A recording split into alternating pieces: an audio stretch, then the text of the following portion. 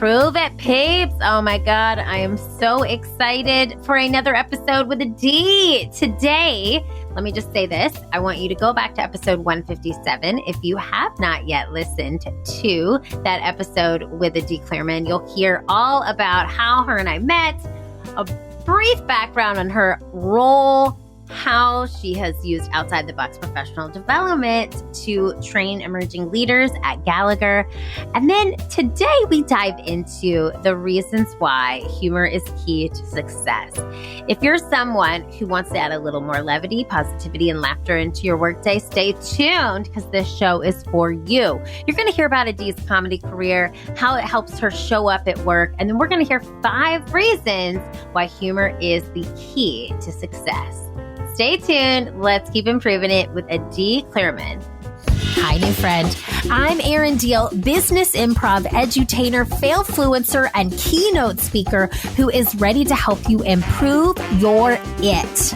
It being the thing that makes you, you. So think of me as your keeping it real professional development bestie who is here to help you develop yourself into the best version of you possible so you can develop your team and lead with intentionality, transparency, and authenticity. Oh, and did I mention we're improving your it through play? That's right. I'm an improvisational comedy expert who uses experiential learning to help you have your aha, ha-ha moments.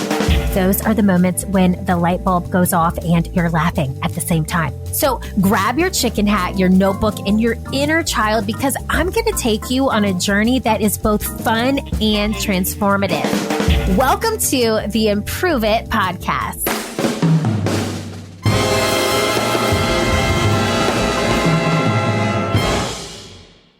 I want to speak about your own comedy career here.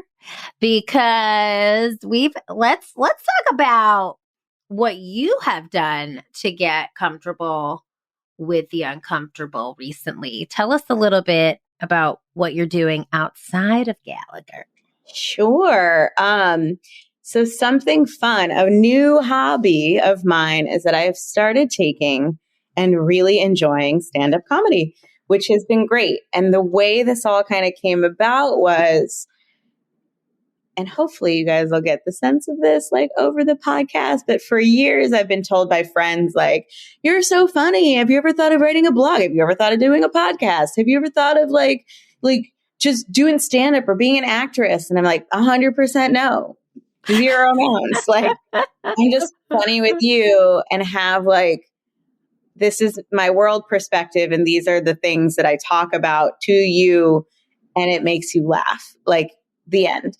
And then one of my friends here in New York her name is Satya Patel, and Satya Cheda, and she got divorced, and we don't care about that man. We went back to that maiden name, but he finally said and kind of put this. She sent me a link to a comedy class and said, "Can you just please do this? Just do it. We've all been telling you this." And then my therapist at the time said, "Oh, you know what? If somebody tells you something 6 times, you should believe them. And people have told you 600 times that you're funny. You should try this," right? So I signed up for this class. And Erin, it was great. Like the writing came a lot more naturally than I thought.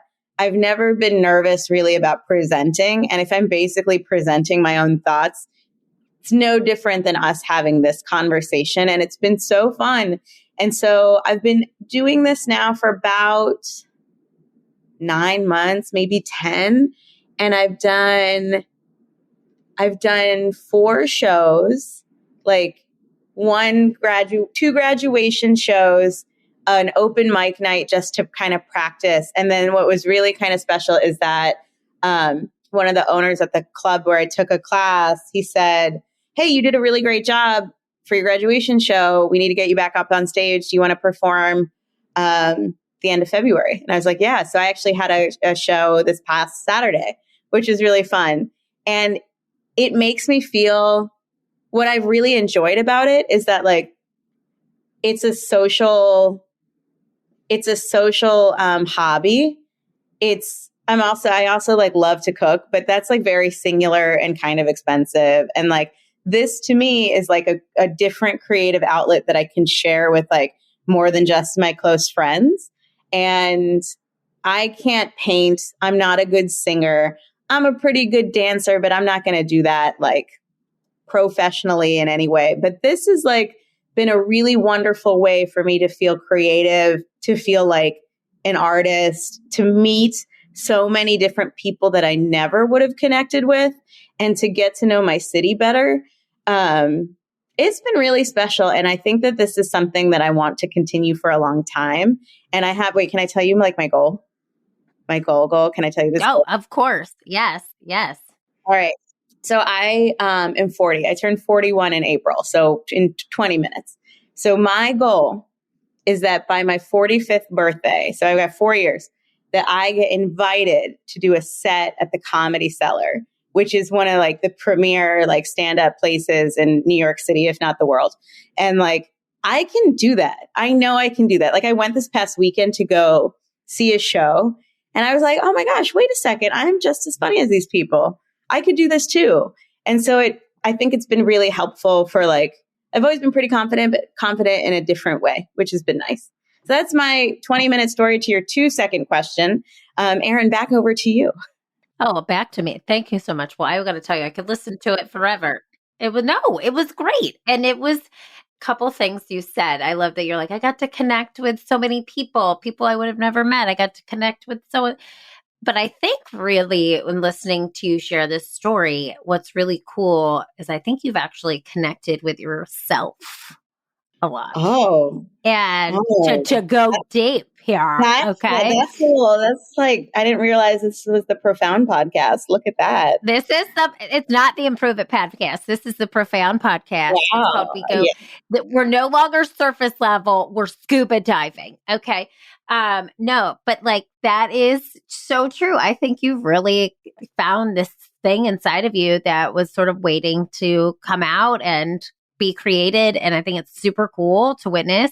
And let's just say in 5 years, we're going to have you, in 4 years, we're going to have you back on the show and we're going to talk about the Comedy Cellar. We're going to talk about like how it goes, how it went, what you were nervous about, how you overcame those fears, because it's so rad. Like, it's just awesome that this is what you've decided to do outside of work. And here's a question for you that I'm pretty curious about. How have you seen this translate into how you actually show up during the day at work?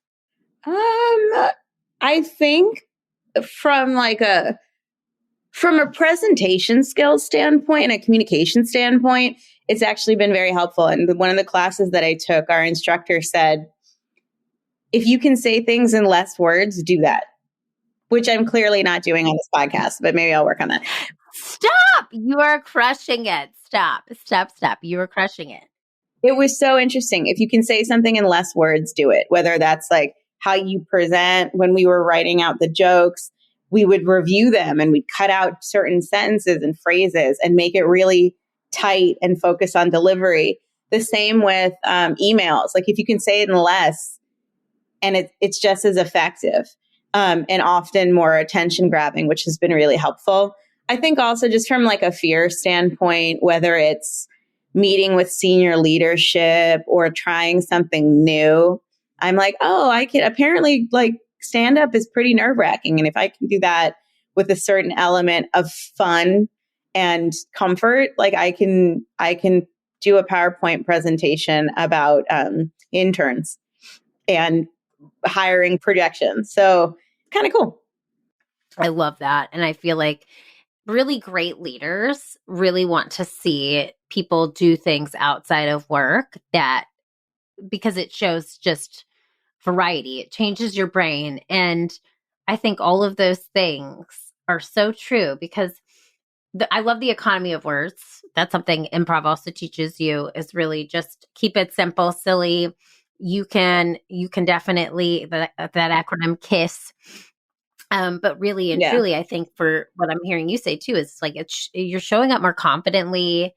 It's giving you the confidence that maybe you do get from work, but it's amplifying it on a deeper basis, which I think is awesome. Yeah. I think it also just like at the end of the day, this hobby, at least to me and perhaps to some of my friends, it just gives me something else to talk about or something else that I've done as opposed to like, oh, we had dinner and drinks, or like this weekend we had dinner and drinks, or like, oh, we went to the movie and then we had some drinks after that. And then we like got some apps and it was fun. I think it just kind of has opened my worldview is a little bit too big for that, but like it's just kind of opened my eyes and horizons and like opened my network. And it's just like, it's just been a lot of fun. So it's been great. I'm so freaking happy to hear that too. And I hear you on that because you can only have so many dinners and so many drinks. And then it's like, what else? What's the outcome here? You know, my paycheck is going to dinners and booze.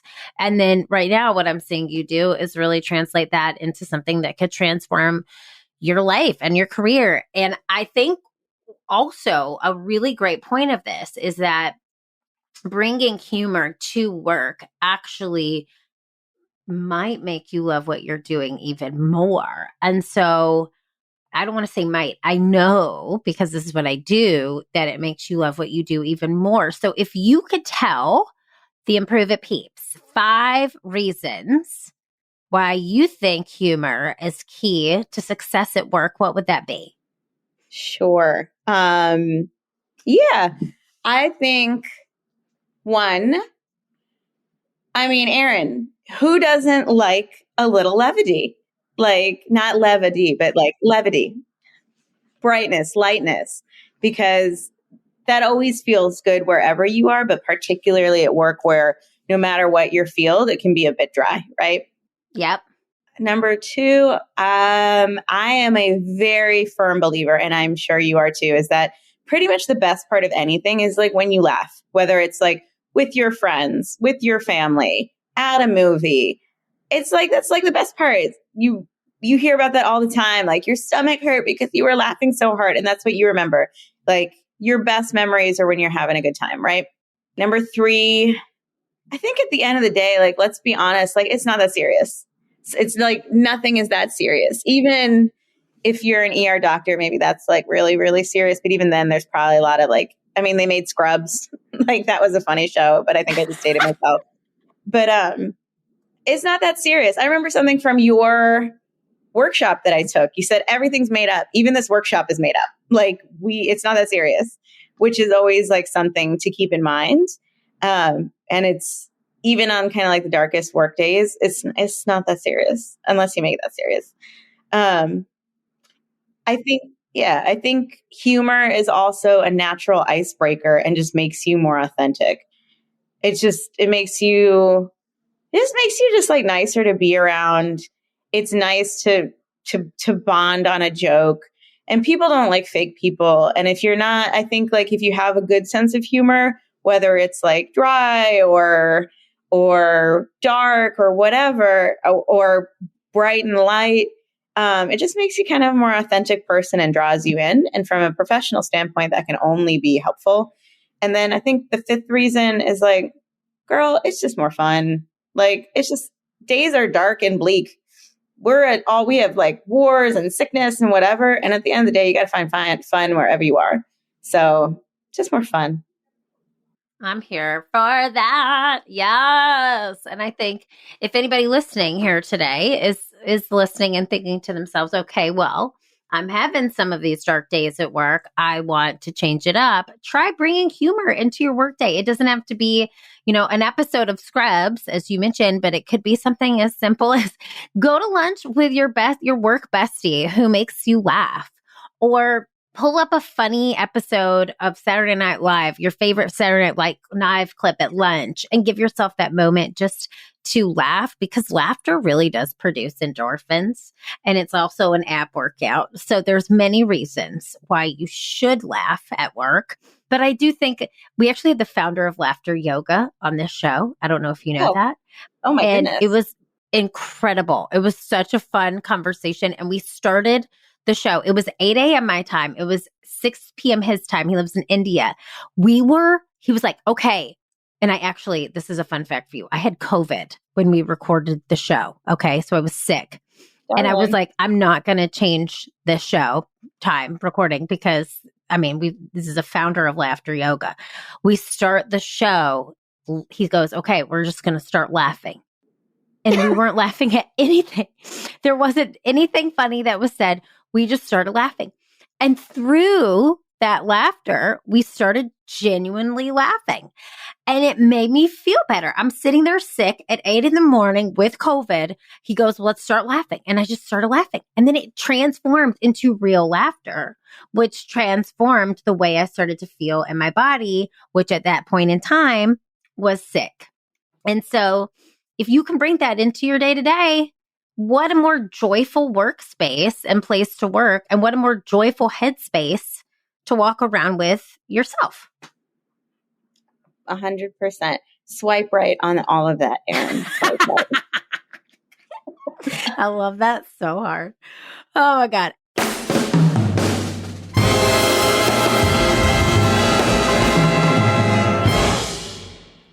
Improve it, peeps. Oh my God. Dee cracks me up. I love chatting with her. We're going to have another episode of the Improve It Pod with her. But here's your homework for today. You heard Adia's 5 reasons why humor is key to success. And I want you right now to jot down your own 5 reasons. I want you to think about why humor is important to you. Not just how humor can help you show up to be a better person at work, but why is humor just key to success? Why is it key to your success? Keep these 5 reasons somewhere that you can view them. It could be on the notes section of your phone, on a post-it next to your computer. And try to use it as a sign to bring more laughter, levity, and positivity into your workday, to add a little bit more fun to that spreadsheet, to add a little bit more smiling to that Zoom meeting. I am so proud of you for showing up here. I'm so proud of you for investing this time in you. Keep failing, keep improving, and I will see you so soon. Hey friend, did you enjoy today's show? If so, head on over to iTunes to rate and subscribe so you never miss an episode. Now, did I mention that when you leave a 5-star review of the Improve It podcast, an actual team of humans does a happy dance? That's right. So leave a review for us on iTunes, screenshot it, and send me an email at info@learntoimproveit.com. I'll send you a personalized video back as a thank you. Thanks so much for listening. Improve it, peeps. I'll see you next Wednesday.